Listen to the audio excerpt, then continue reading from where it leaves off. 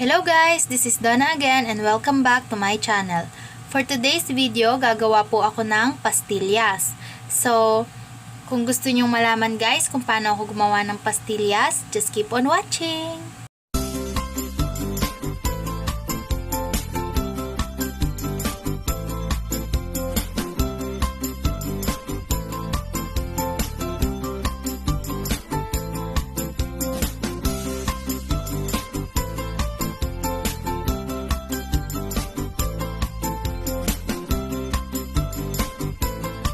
For today's video, ipapakita ko sa inyo guys kung paano ako gumawa ng pastillas. So, para sa mga ingredients na kakailanganin natin, una, powdered milk,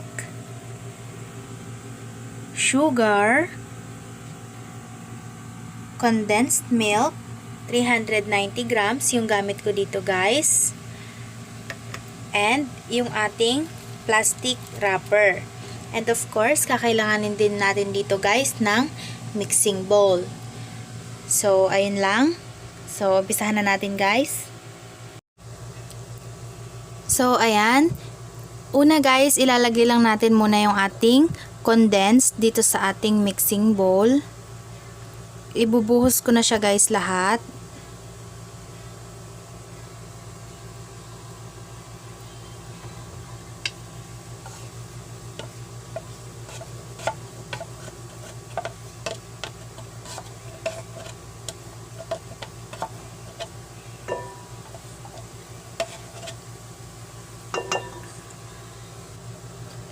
So, ayan guys, nilagay ko na lahat ng ating condensed milk. And then, unti-unti natin guys ibubuhos yung ating powdered milk hanggang sa ma-achieve na natin yung gusto nating texture.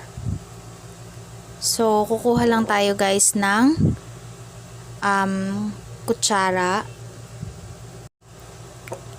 So, ayan.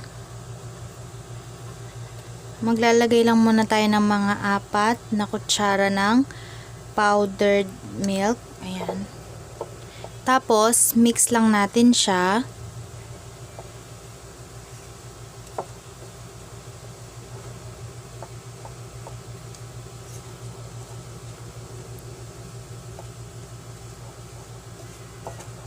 Ayan. Tapos guys, pag na-mix na natin yung ating powdered milk dun sa ating condensed, maglalagay lang tayo ulit ng another 4 na kutsara or mga 3 lang muna ng ating powdered milk. 1, 2, 3. Ayan. And then mix natin siya ulit.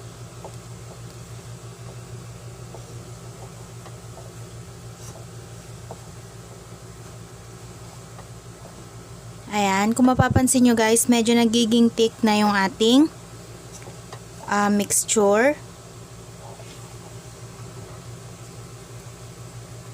Ayan. So, ulitin lang natin yung process guys hanggang sa ma-achieve na natin yung gusto nating texture. So, ayan guys, kung makikita nyo, ganito yung gusto nating ma-achieve na texture. Ayan.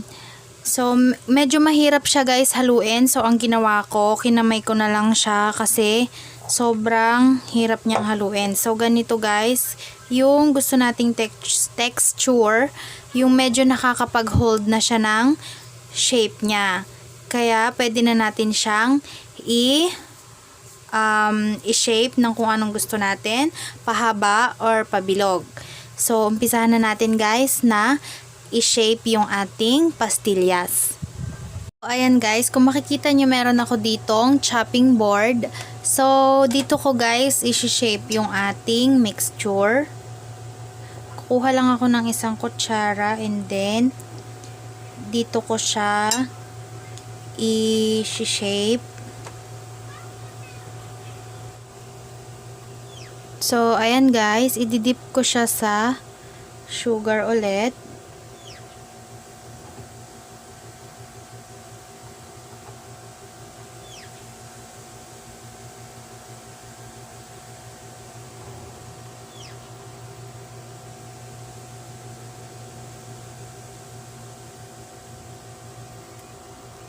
And then, ibabalot na natin siya ulit ng ating plastic wrapper.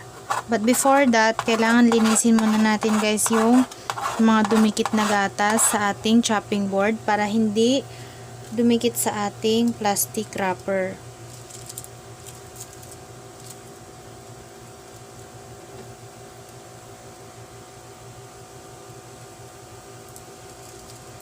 So, ayan na siya. Ayan. So, iro-roll lang natin siya guys para fit na fit siya dun sa plastic wrapper and then twist.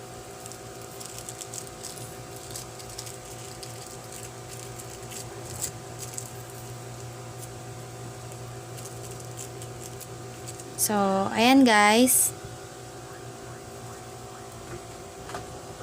So, eto naman guys, gumawa ako ng medyo mas maliit na version ng ating ginawa kanina. Ayan, same process lang din naman.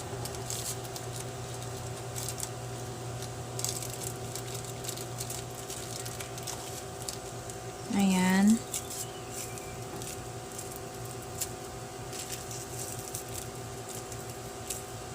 Kung gusto niyo na parang kasing laki lang siya ng candy. So, ayan. Mas maliit siya compare dun sa unang mga ginawa natin. Kalahati lang siya. So, ayan guys. So, pwede rin siya, kung gusto nyo gawing pang business, pwede din naman.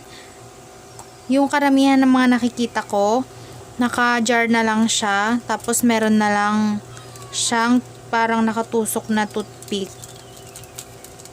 Pero, mas maganda pa rin yung mga ganito guys. Yung meron siyang balot na ganito. Ayan. So, parang mas maganda siya guys dun sa small version.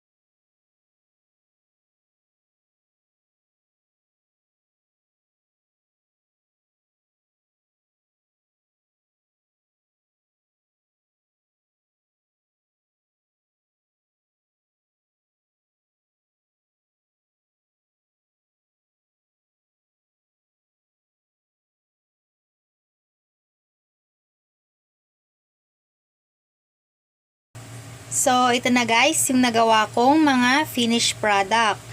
Ito, kanina yung ginawa kong maliliit na shape. Ayan. Tapos, ito naman yung medyo mas malalaki siya ng konti. Ayan. Tapos, yung iba guys, nilagay ko siya sa jar. Ayan.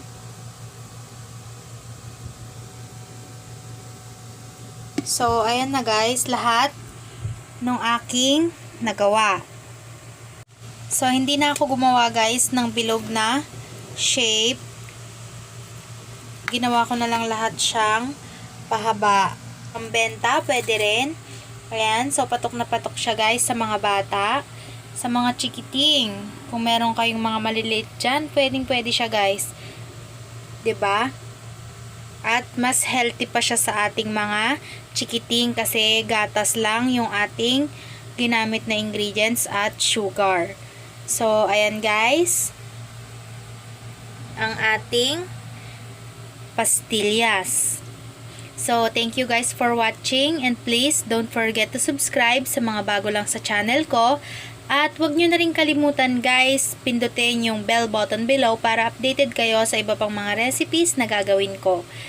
So, thank you guys again and bye-bye!